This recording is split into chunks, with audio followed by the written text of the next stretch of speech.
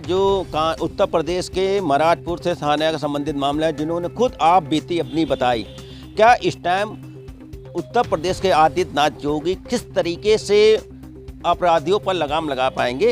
ये जिम्मेदारी अब उत्तर प्रदेश के मुख्यमंत्री होती है, जहाँ एक तरफ बेटी पढ़ाओ और बेटी बचाओ का अभियान योजना चल रहा है, उस पर विकास कार्य भी किए जा रहे हैं, मगर जो कानपुर का नया मामला है, किस तरीके से जिलाधिकारी और कानपुर कमिश्नर को संज्ञान में लेते हैं। चूँकि आज त्यौहार होने के कारण कानपुर पुलिस कमिश्नर और जॉइंट कमिश्नर ड्यूटी बिजी होने के कारण आज पुलिस से मुलाकात नहीं हो पाई, जिसके कारण उन्होंने भी कई समय पहले भी मुलाकात कर चुके हैं। मैं कानपुर नगर साथ गौरव निगम के साथ दानिश खान, पुलिस कमिश्नर आपने ये क्या मामला है और आपको कैसा एहसास हुआ कि वो नागिनी है?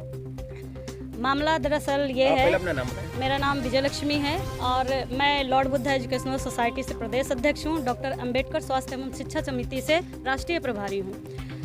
बीती 18 तारीख की ये घटना है कि एक बच्ची के साथ दुष्कर्म करने का प्रयास किया गया और उससे मारपीट की गई। मेरे सामने ये मामला आया, मैं वहाँ मौका वारदात पे पहुँची। मैंने वहाँ पे देखा उस बाबा को, जो बाबा खुद को इच्छाधारी नागिन का पति बताता है और पीछे 2 साल पीछे उसको इच्छाधारी नागिन सपने में आई थी कि कैसे आई थी, उसको बताई कि वो उसका पति है पूर्व जन्म का। तो इस बात का उसने बहुत भौकाल बनाया था और काफ़ी लोगों को गुमराह करने का काम किया, जिसमें प्रशासन के हस्तक्षेप के बाद वो मामला ठंडा पड़ गया था। लेकिन विकास बाबा अभी तक उस काम को जारी रख रखा है और इच्छाधारी नागिन का पति कहते हुए महिलाओं का शोषण करता है और पूरी कोशिश करता है कि मेरी बातें किसी को ना बताई जाए। इसलिए लोगों को डराता भी है कि अगर तुम मेरी बातें बताओगी, महिलाओं से, लड़कियों से बात कहता है कि अगर तुम मेरी बातों को बताओगी तो मेरी पूर्व जन्म की पत्नी इच्छाधारी नागिन है, वो तुम्हें डस लेगी। ये मामला कानपुर नगर का किस क्षेत्र का मामला है और वो उसकी उम्र कितने बाबा की है जिसका आपने जिक्र किया? ये मामला महाराजपुर थाने के अंतर्गत आता है, हनिया गाँव, वहाँ का मामला है।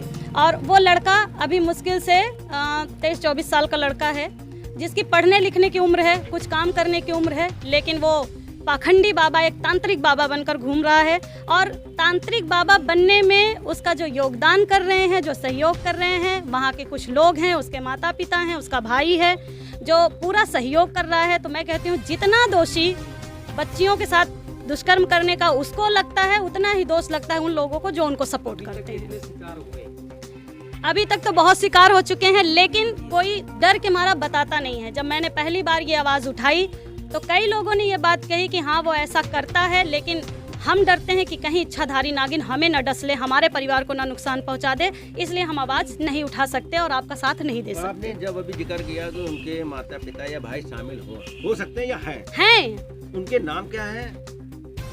विकास का पिताजी का नाम राजोल यादव है, उनकी माताजी का नाम पुष्पा देवी है और उनके भाई का नाम रोहित यादव है, उनके चाचा का नाम अमरनाथ यादव है।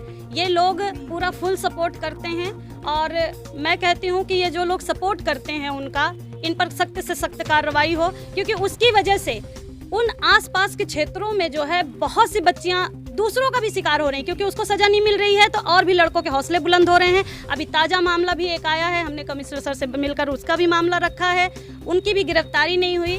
और सबसे हम कहते हैं शर्म की बात यह है कि इतने बड़े क्राइम कर रहे हैं लोग और अभी तक इनकी गिरफ्तारी नहीं हो रही, जिससे हम दुखी हैं। ये बताइए कि आपने अभी अपने परिचय दिया, मैं राष्ट्रीय पद से भी हूँ जी, और माननीय देश के प्रधानमंत्री नरेंद्र मोदी जी ने माला बजट बिल पास किया जी सर। उसको देखते हुए जहाँ 50% की पार्टनरशिप हो रही है, कैसे साबित होगी? क्योंकि 2000 लोकसभा का चुनाव लगा है। जी, हम कह रहे हैं कि जिस तरीके से हमारी मोदी सरकार है, बहुत अच्छा काम की है कि महिलाओं को, आधी आबादी को आधा हक देने का काम किए हैं, जो धन्यवाद के पात्र हैं वो, और मैं सरकार को धन्यवाद अदा भी करती हूँ।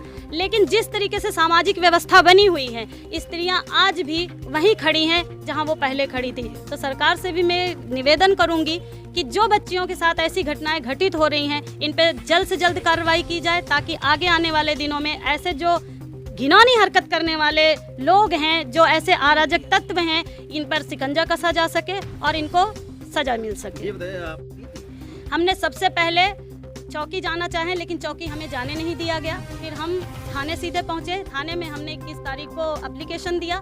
एप्लीकेशन देने के बाद हमने देखा कि सुनवाई हमारी नहीं हुई, तो 22 को हम डीसीपी महोदय के यहाँ पहुँचे। वहाँ से उन्होंने तत्काल फ़ोन लगाया कि जितनी जल्दी हो इनका मुकदमा पंजीकृत किया जाए।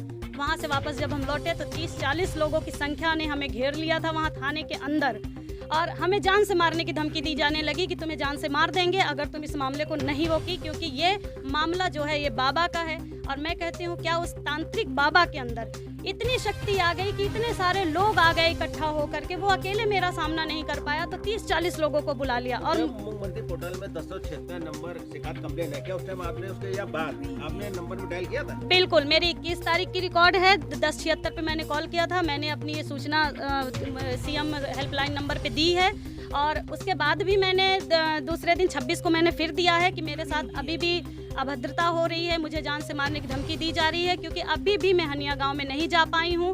मैं बीती 22 तारीख को जिस दिन से मैंने एफआईआर लॉन्च करवाई है उसके बाद से लेकर अभी तक मैं उस क्षेत्र में कदम नहीं रख पाई, क्योंकि निरंतर मुझे मारने का प्रयास किया जा रहा है, मुझ पर दबाव बनाया जा रहा है। और मैं कहती हूँ धर्म अच्छा है, सभी धर्म अच्छे होते हैं, लेकिन धर्म के नाम पे ये जो पाखंड चल रहा है, ये जो तांत्रिक विद्याएं चल रही हैं, जो महिलाओं का शोषण चल रहा है, भारत सरकार से मुख्यमंत्री आदित्यनाथ योगी जी से मेरी निवेदन है कि वो जल्द से जल्द इसको खत्म करें, ताकि बेटियां सुरक्षित हो जाएं। जो उन्होंने नारा दिया है बेटी बचाओ बेटी पढ़ाओ, अगर बेटी को बचाना है, पढ़ाना है, तो सबसे पहले उनको सुरक्षित रखना ज़रूरी है। हमारे चैनल को लाइक करें, सब्सक्राइब करें और शेयर व बेल आइकन